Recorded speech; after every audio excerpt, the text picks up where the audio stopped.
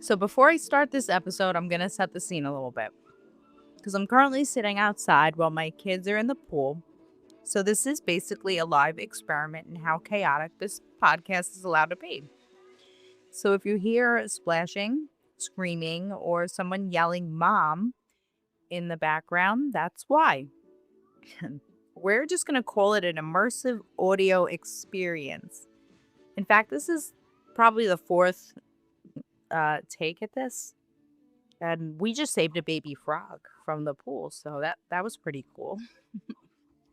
Okay, so now that we've established I have no control over my environment or my children, um, here we go.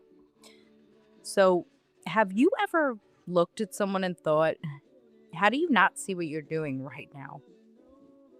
And then maybe a few hours later, your spouse points something out about you, and you're like, "No, that's different." And then you think about it and maybe it's not. Because I've been thinking a lot about self awareness lately. Because I consider myself a pretty self aware person. I think about why I react the way I do. I analyze my behavior. I question myself, and sometimes probably way too much. But being self aware doesn't mean I'm always aware in the moment.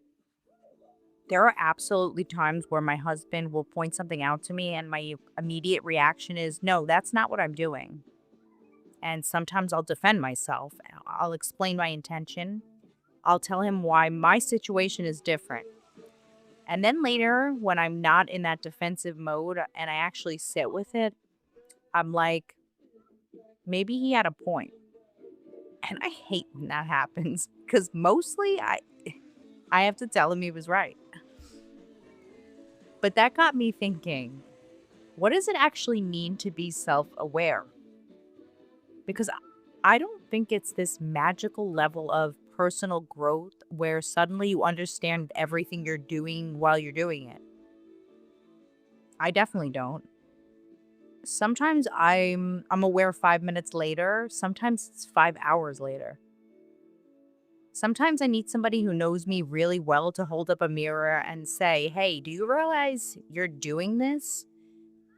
And I don't particularly enjoy looking in that mirror.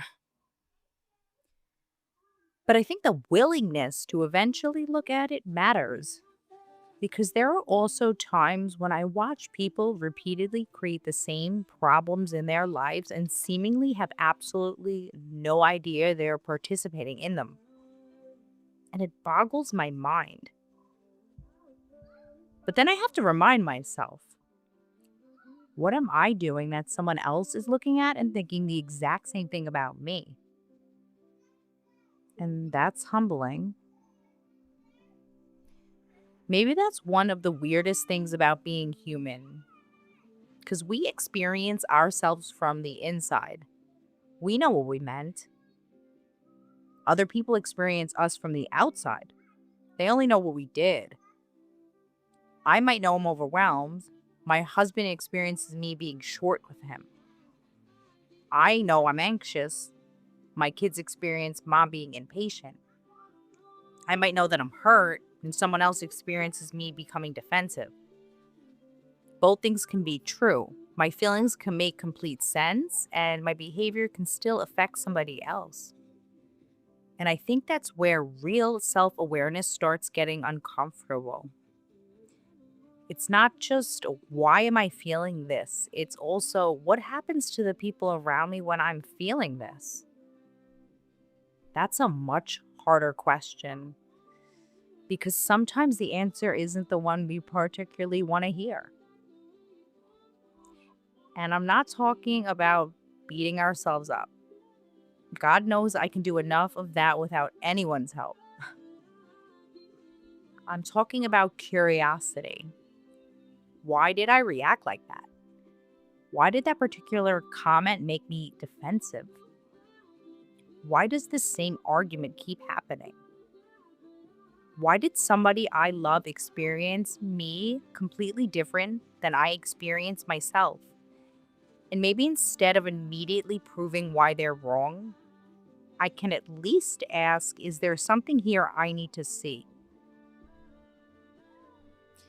And I also think there's a difference between self awareness and actually changing because you can know your patterns and still repeat them. I I can know that I get defensive and then get defensive about somebody telling me I'm defensive, which is pretty funny when you think about it. It's aware because awareness doesn't instantly erase the behavior. Maybe first you recognize it 3 days later, then you recognize it that night, then an hour later, then maybe you catch yourself right in the middle of it. And eventually there might be this tiny space between what you feel and what you do. And that's where you get a choice. But here's something else I've realized. Self awareness isn't only about finding everything that's wrong with you, it's also understanding what you bring into people's lives that's good. Maybe you're the person someone feels safe calling. Maybe your kids know they can tell you the truth. Maybe you make people laugh. Maybe you're the one who notices when someone isn't okay. Maybe your presence makes someone feel less alone.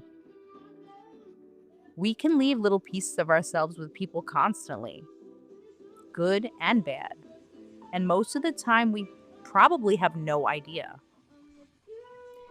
So maybe self awareness isn't a personality trait you either have or you don't. Maybe it's practice. And maybe none of us ever completely arrive.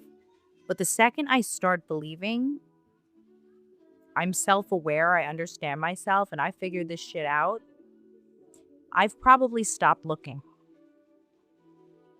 So here's what I've been asking myself: what am I not seeing right now? Um, Not because I think there's secretly something horrible about me, but because there's probably always something left to learn. And maybe sometimes we need the people we love to point it out, even when it's annoying, even when our first instinct is to defend ourselves, even when it's our husband and we really, really don't want to hear him be right. Maybe growth isn't reaching some enlightened state where you never repeat an unhealthy pattern again. Maybe it's simply becoming more willing to recognize it, to listen, to apologize when you need to question yourself without destroying yourself, and to understand that the version of you that lives inside your head isn't always exactly the version of you that everyone else experiences. So I'll leave you with this. The next time you find yourself thinking, how can that person possibly not see what they're doing? Ask yourself one more question. What might I not be seeing about myself? I don't know. I think the world would look a little different if we all asked ourselves that once in a while.